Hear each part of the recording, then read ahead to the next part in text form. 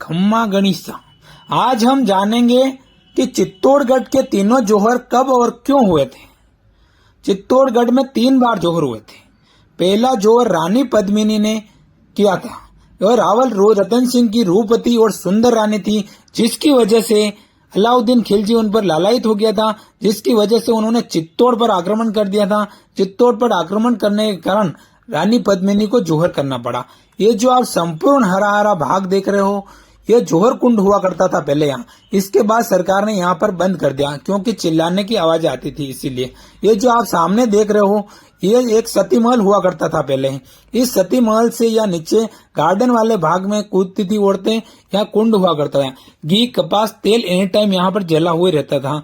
ये जौहर कुंड कहला। ये जो आप छोटा कुंड देख रहे हो, इस कुंड में आज भी हर साल मार्च के महीने में यहाँ पर मेला लगता है और यहाँ पर हवन किया जाता है रानी पद्मिनी और बाकी रानियों की आत्म शांति के लिए। वो जो आप सामने गेट देख रहे हो, वह पूर्वी जौहर गेट है। ये संपूर्ण भाग जो आप देख रहे हो, ये जौहर स्थल है। और ये जो आप देख रहे हो सामने गेट, वह उत्तरी जौहर गेट कहलाते हैं। यह संपूर्ण भाग जौहर स्थल के नाम से जाना जाता है। यह विजय स्तंभ के पास बना हुआ है जौहर स्थल। अब जानते हैं, इस जौहर स्थल के पास एक बोर्ड लगा हुआ है। यहाँ पर लिखा हुआ है कि ये जौहर कब और क्यों हुए थे। तो आइए जानते हैं और पढ़ते हैं इस बोर्ड को कि ये जौहर कब हुए थे। तो चलिए जानते हैं। जौहर स्थल, चित्तौड़ दुर्ग का यह स्थान जौहर स्थल के नाम से जाना जाता है। आक्रांताओं से अपनी मातृभूमि और अपने सतीत्व की रक्षा में सर्वस्व न्योछावर करते हुए अग्नि की ज्वालाओं में प्रवेश करना जौहर कहलाता है। मेवाड़ की हजारों वीरांगनाओं ने अपनी सतीत्व की रक्षा हेतु चित्तौड़ दुर्ग में 3 बार जौहर कर अपने कुल का गौरव बढ़ाया। पहला जौहर विक्रम संवत 1360 भादवा शुक्ला चतुर्थी सन 1303 17 अगस्त 1303 शनिवार के दिन रतन सिंह की रानी पद्मिनी ने नेतृत्व में हजारों छत्राणियों ने किया। अलाउद्दीन खिलजी ने लंबे समय तक युद्ध करने की बावजूद भी सफल नहीं होने पर धोखे से रतन सिंह को बंदी बना लिया। वीर गोरा और बादल ने चतुराई से खिलजी की छावनी में घुसकर रतन सिंह को छुड़ाने के साथ ही बड़ी संख्या में उनकी सेना नष्ट कर डाली।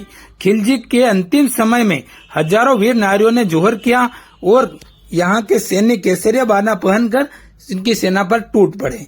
ये जो आप सामने महल देख रहे हो, ये रानी पद्मिनी का महल है। इस महल को एक छोटी सी झील के अंदर बनाया गया, पानी के अंदर, ताकि ठंडी हवाएं आ सके। और पहले पंखे और कूलर नहीं हुआ करते थे, जिसकी वजह से इस महल को पानी के अंदर बनाया गया। यह इस महल को जनाना महल कहा जाता है। यह बहुत ही सुंदर बना हुआ है। अब जानते हैं दूसरे जौहर के बारे में। दूसरा जौहर क्या था? राजमाता कर्णावती ने। राजमाता कर्णावती कौन थी? राजमाता कर्णावती महाराणा प्रताप की दादी थी, उदय सिंह जी की माँ और राणा सांगा की रानी हुआ करती थी। महारानी कर्मवती का चित्तौड़ में जौहर करना। आइए अब जानते हैं रानी कर्णावती के जौहर के बारे में। गुजरात के बहादुर शाह ने जब आक्रमण किया था, उस वक्त रानी कर्णावती ने जौहर कर लिया था। प्रथम जौहर के 232 वर्ष बाद ही विक्रम संवत 1592 में दूसरा जौहर हुआ। राणा सांगा की मृत्यु के पश्चात योग्य उत्तराधिकारी के अभाव में व्याप्त अर्थव्यवस्थाओं को देखकर गुजरात के शासक बहादुर शाह ने अपनी पुरानी हार का बदला लेने के लिए उन्होंने चित्तौड़ पर आक्रमण कर दिया। बाघ सिंह जी के नेतृत्व में मेवाड़ी वीरों ने डटकर मुकाबला किया। राणा सांगा की विधवा हाडी रानी ने के नेतृत्व में 1592 चैत्र शुक्ला पंचमी सन 1535 29 मार्च 1535 बुधवार के दिन हजारों छत्राणियों ने दूसरी बार जौहर की ज्वालाओं में अपने प्राण दिए। इसी प्रकार आइए अब जानते हैं तीसरे जौहर के बारे में। तीसरे जौहर के समय महाराणा प्रताप के पिता उदय सिंह का राज हुआ करता था चित्तौड़गढ़ में।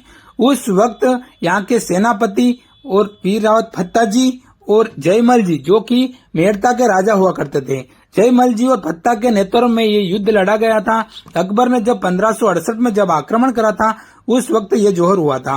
यहाँ के जो सेनापति थे जो राज परिवार को यहाँ से सुरक्षित निकाल दिया गया था, क्योंकि यहाँ की सेना इनके कम होने के कारण उन्होंने 6 महीने तक इस किले को घेर के रखने के कारण, अकबर को घेरे रखने के कारण यहाँ की खाद्य सामग्री समाप्त हो जाने के कारण उनके पास कोई रास्ता नहीं बचा था, जिसकी वजह से महाराणा प्रताप और उदय सिंह जी को यहाँ से सुरक्षित निकाल दिया था यहाँ के सेनापति ने।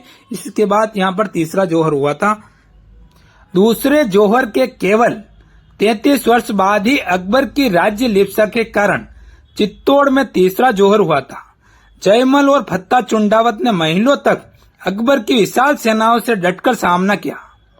लंबे समय से रसद व युद्ध सामग्री की कमी के कारण तथा जयमल राठौड़ के घायल हो जाने की स्थिति में चित्तौड़ की वीरांगनाओं ने तीसरी बार जौहर का निर्णय लिया और विक्रम संवत 1624 चैत्र कृष्णा एकादशी और सन 1568 7 अप्रैल 1568 सोमवार के दिन पुनः हजारों की संख्याओं में वीरांगनाओं ने जौहर की ज्वालाओं में प्रवेश कर पुरुषों के लिए अंतिम युद्ध का मार्ग प्रशस्त किया।